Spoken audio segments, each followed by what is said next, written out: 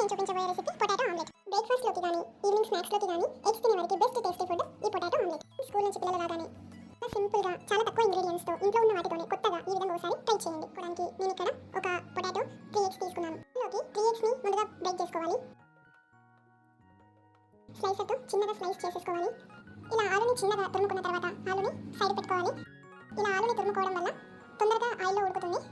సన్నగా తురుము పెట్టుకున్న పొటాటోను సైడ్ ఉంచుకొని స్టవ్ వెలిగించుకొని స్టవ్ పైన కడాయి పెట్టుకోవాలి. కడాయి హీట్ అవ్వగానే అందులోనికి 4 నుంచి 5 స్పూన్ల ఆయిల్ వేసుకోవాలి. ఇక్కడ నేను పొటాటో ఉడకడానికి తగినంత ఆయిల్ వేసుకున్నాను. ఆయిల్ కొద్దిగా హీట్ అయిన వెంబడి తురుము పెట్టుకున్న పొటాటోను ఆయిల్లో వేసుకోవాలి. మంటను లో టు మీడియం ఫ్లేమ్లో ఉంచి ఉడికించుకోవాలి. మధ్య మధ్యలో పొటాటోను కలుపుతూ ఉండాలి, లేదంటే అడుగు పడుతుంది. ఆలు లైట్ గోల్డెన్ బ్రౌన్ కలర్లోకి రావడానికి మినిమం 10 నిమిషాల టైం పడుతుంది. మంటను సిమ్లో ఉంచి ఆమ్లెట్ ప్రిపరేషన్ చూసుకోవాలి. ఇప్పుడు బ్రేక్ చేసి పెట్టుకున్న ఎగ్స్లోకి